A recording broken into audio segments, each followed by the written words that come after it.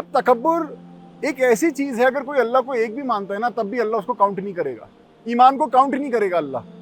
देखो शैतान के अंदर भी ना तकब्बुर ही आया था, वो अल्लाह को एक ही मानता है शैतान, कि एक अल्लाह को मानने के बाद, इबादतगार होने के बाद अल्लाह ने उसे क्या बोल दिया? काफिर। इस्लाम से रिलेटेड इंटरेस्टिंग बातें जानने के लिए देखते रहिए हमारे वीडियोस।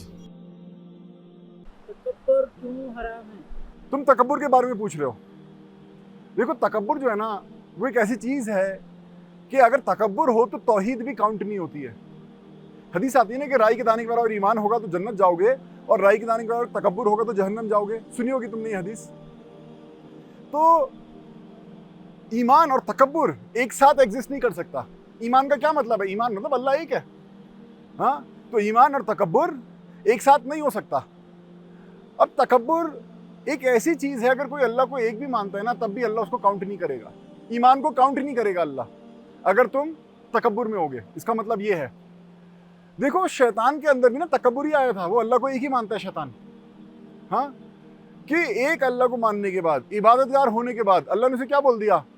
काफिर। हाँ, कि तेरा ईमान कबूल नहीं, तेरी तौहीद कबूल नहीं, तेरी इबादत कबूल नहीं, ये है तकब्बुर। अब आमतौर पे लोगों को तकब्बुर का मीनिंग नहीं पता। मुस्लिम में एक हदीस में आता है कि आप सल्लल्लाहु अलैहि वसल्लम ने बताया तकब्बुर क्या है। आमतौर पे लोग कहते हैं तकब्बुर है अपने आप को दूसरे से बेहतर समझना, पर ये इनकम्प्लीट डेफिनेशन है। अगर तुम अपने आप को दूसरे से बेहतर समझो और उसकी मदद कर दो कि मेरे पास ज्यादा है इसके पास नहीं है और मैं इसकी मदद कर दूं, तो वो तो तकब्बुर नहीं हो सकता ना, वो तो रहम है। तो तकब्बुर क्या है? मुस्लिम की एक हदीस में आता है, आप सल्लल्लाहु अलैहि वसल्लम ने कहा तकब्बुर अपने आप को सामने वाले से बेहतर समझना और उससे नफरत करना है। तो तकब्बुर को किससे जोड़ा? नफरत से। शैतान ने नफरत ही तो करी थी, अपने आप को बेहतर समझा था आदम अलैहिस्सलाम से और उनसे नफरत करी थी, और यही तकब्बुर है। अल्लाह ने कहा तू तकब्बुर वाला हो गया, राइट? तो तकब्बुर एक ऐसी चीज है भाई कि अगर तुम तकब्बुर में आ गए तो कहते रहो अल्लाह एक है, करते रहो इबादतें, तुम्हारी तौहीद तक कबूल नहीं है, तुम्हारी इबादतें तक कबूल नहीं है। और इसी पे आप सल्लल्लाहु अलैहि वसल्लम ने कमेंट किया है कि अगर राई के दाने के बराबर ईमान होगा तो जन्नत जाओगे और राई के दाने के बराबर तकब्बुर होगा तो जहन्नम जाओगे। तभी ऐसी कई हदीसें मिलती हैं। जैसे एक हदीस है जिसमें आता है कि नहीं हो सकते ईमान वाले जब तक तुम मोहब्बत करने वाले नहीं हो। कि दो बीमारियां मेरी उम्मत से पहले की मेरी उम्मत को भी आ गई, हसद और नफरत। और नफरत वो उस तरह है जो बाल को इंसान से अलग नहीं करता, दीन को कर देता है। और नहीं हो सकते तुम ईमान वाले जब तक मोहब्बत करने वाले ना हो। और क्या मैं तुम्हें ना बताऊं मोहब्बत करने वाले कैसे बनो?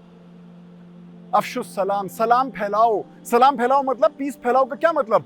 झगड़े खत्म कराओ, क्योंकि जब तुम झगड़े खत्म कराते हो तभी पीस फैलता है। तो जो पीस फैलाने वाला होता है, झगड़े खत्म करवाने वाला होता है, वही मोहब्बत करने वाला बनता है एंड में।